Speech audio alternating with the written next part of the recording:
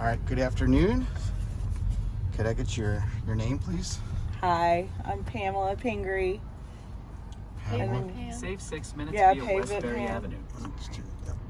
Yeah. What's your what's today's June what? June 1st or 2nd? June 2nd. June 2nd, 2024. And where are we, Pam? We are in Chicago, Illinois. We just left a Cubs game against the Cincinnati Reds, not Boston Red Sox. How did the Cubs do today? We lost. Not too good. What was it? 5-2. Not too well. Yeah. So what brought you into town? Guided by Voices.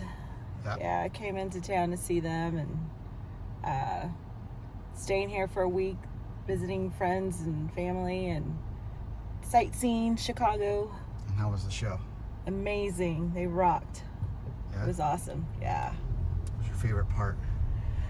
Oh God. Well, I think the best part of the whole thing is just seeing everybody, seeing friends that I've met. Especially, mainly, I just met everybody At the stop sign, last turn year at left the on 40th. It was my first time in Dayton last year, and so meeting everybody and just, it's like we're a big rock and roll family. So it's just cool seeing everybody coming in town, and like there's surprises, like people you didn't even know were gonna come, and other people you meet, and you're just like, oh, it's just cool, it's fun.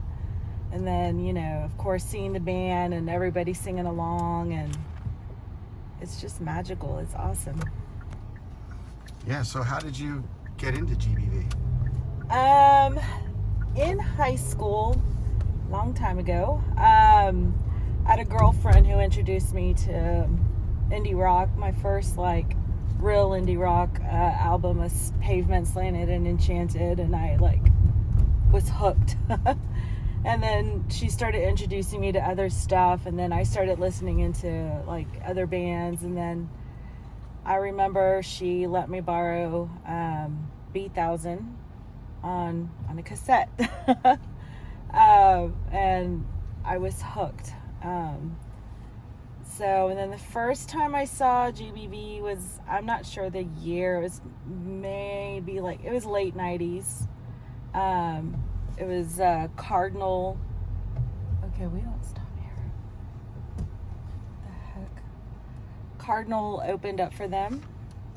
What is happening here? And I was excited because Cardinal was a band that I liked back then. And then to hear that they were opening up for Guided by Voices was like even more special. So I was so excited. And then, of course, later on, I find out they, you know, Richard Davies does Cosmos with Robert Pollard. So that was all, like, really cool. But, yeah, that was my first time seeing them in Dallas. What year was that? I don't remember the exact year. It was in late 90s sometime. Okay, so it's Doug Gillard. Yeah. That lineup. Doug was there. Uh-huh. Nate Farley and those guys. Yes. Yeah. So you said your first album was B1000 on a cassette. Mm-hmm. And do you remember what year you got that? I want to say it was like 96, 97, around there. So, yeah, that was around that time that I, like, listened to them. And what did you think of them when you first heard them? I loved it. I remember, of course, I Am a Scientist. Like, I was hooked with that. Buzzards and Dreadful Crows was also one of my favorite ones too. Yeah, I remember playing it like all the time, and then I went out and like got the CD. And so yeah, it was just one of my favorite albums at the time. B1000 was just like, and still is, like, just one of those classic albums I always go back to. What did you think of the lo-fi sort of recording? You know, and at that time I was still like a young teenager, so I wasn't like that, like, lo-fi sound. Like, I didn't understand all of that stuff back then. It was just more like, this band rocks, I like the music, this sounds great. And so I don't think I really understood all that, like, into like the technical stuff until I got a little bit older. Didn't matter to you. Yeah. You like the songs. Yeah. I think it was like that grungier, like not so polished sound that I liked in music. Like I just remember back in the day listening to bands like, you know, the Butthole Surfers in Texas, and then like local bands like Tripping Daisy, and even like Bedhead, another local band back then that I was into. And I don't know, I had this like ear for stuff that I just knew what I liked, and I didn't like the radio stuff so much. And that's when I started realizing like my taste was a little bit different from like what my friends were listening to, you know. Back then it was, you know, Pearl Jam and Alice in Chains and, you know, Nirvana, which I mean, I like some of that stuff, but I still went back to more of like the indie like underground stuff that I would listen to. Sure. Yeah. What's your favorite Guided by Voices song? That changes all the time. I get that question asked a lot, and even like what's my favorite albums, and I feel favorite song at the moment. Why are you honking at me? It's not doing anything.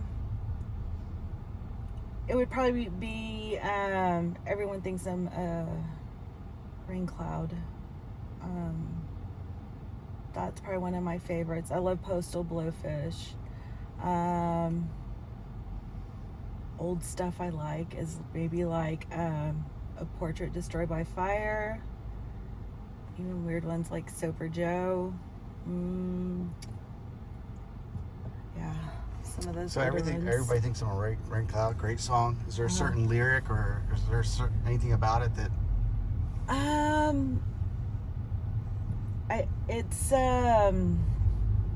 I think it kind of goes deep into it. Like it feels like it was. I went through this time where it was like my depression was bad, and that listening to that song just like really connected with me. You felt like a rain cloud. Yeah, it was just and then but just like singing it out loud. Like yesterday at the show, they played it, and I was like, yes, singing with everyone. It was great. It's like a feel good song too. Yeah. So you mentioned people also ask, what's your favorite album? I'll ask the same thing. So yeah, B1000 obviously is like the first one I listened to. I love Isolation Drills too. Oh gosh, those are probably my two favorites. And yeah.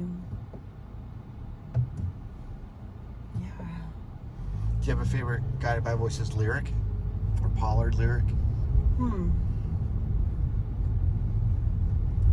Not one I can think of right now. I'm trying to think.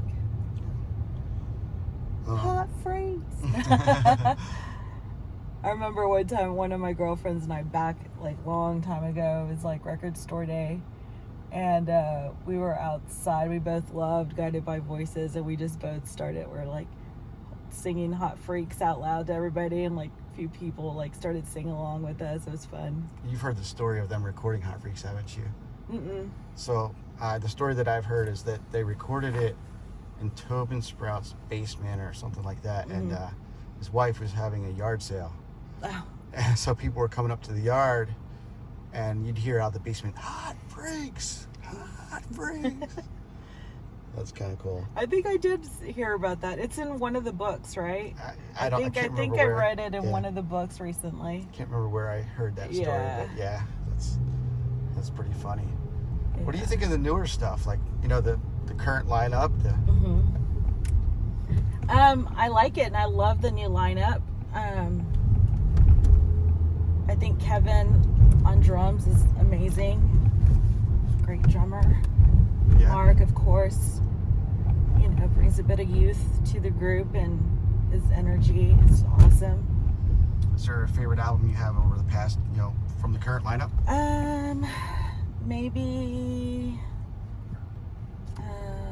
Zeppelin over China. Yeah, I'm with you on that one. Yeah. That's a controversial opinion, yeah, I really but I'm with you on that one. I like that one. Yeah. I'm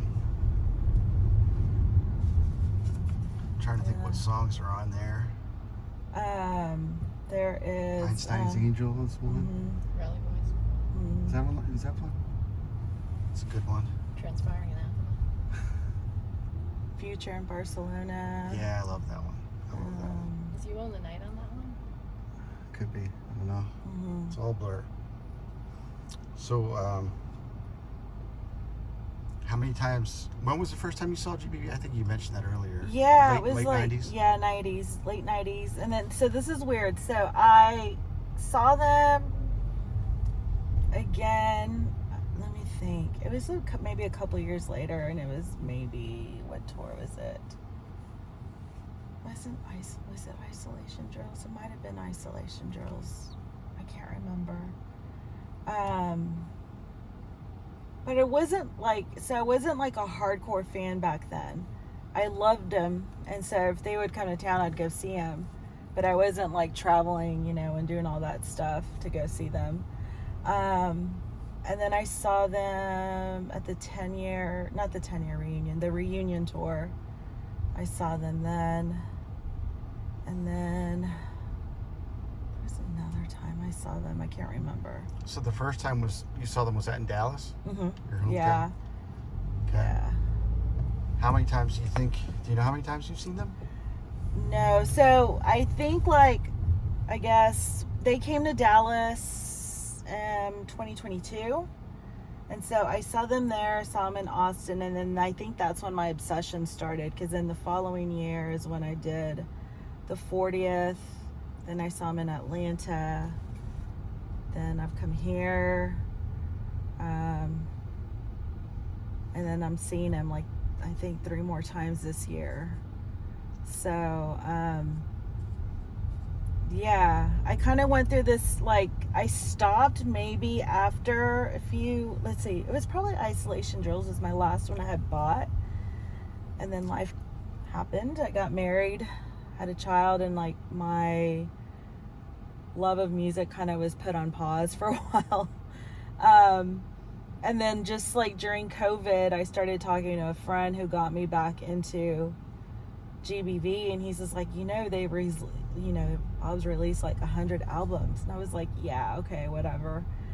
And then I looked it up, and I was like, oh my god, he's not lying. Holy shit, I've missed out on so much, And so then I started listening to it, and I'm like, all of this is great. Where have I been? So I started getting all this stuff again, and just I'm a collector too, so I was started to buy what I could and listening to stuff that I didn't have online.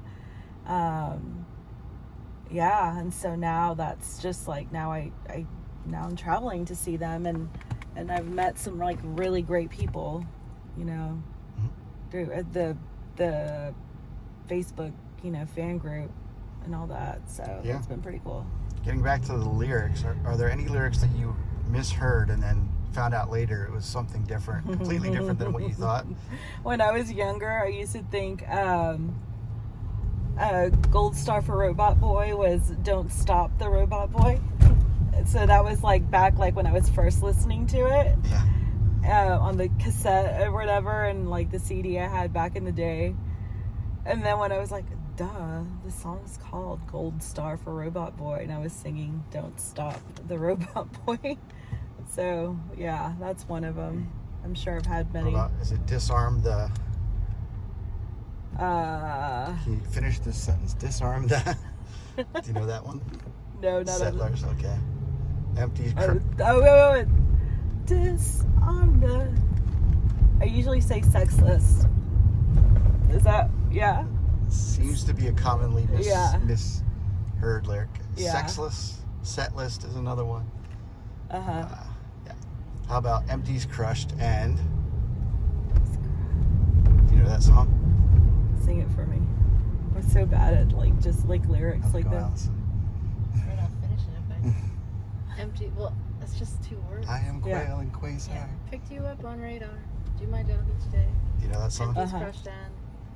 Yeah, that one sometimes gets people fired away. Mm-hmm. Just dispute over that one. Yeah. So, have you listened to a lot of Bob's solo stuff? Yeah, I've listened to a few. You have any favorites? Album songs? Oh gosh, I love. Oh gosh, what's the yellow one called? The one that has Flat Beauty on it. That's one of my favorite songs.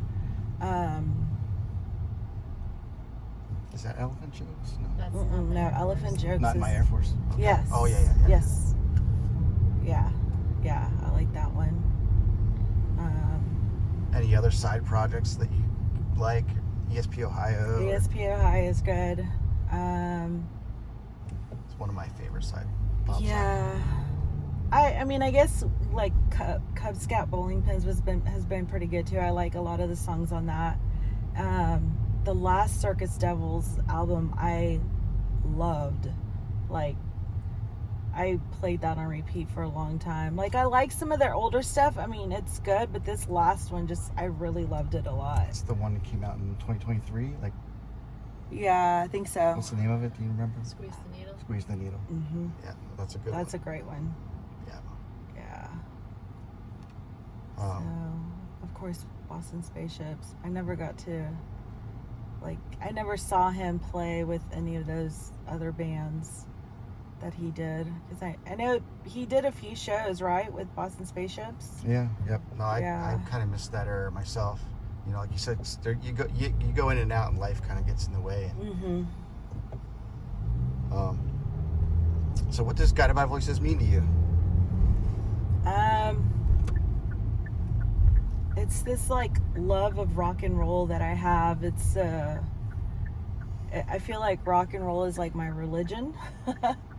I'm not really a religious person, but I just like music's gotten me through a lot of stuff, and GBB's like one of those bands that just is there for me for many things, you know. But yeah.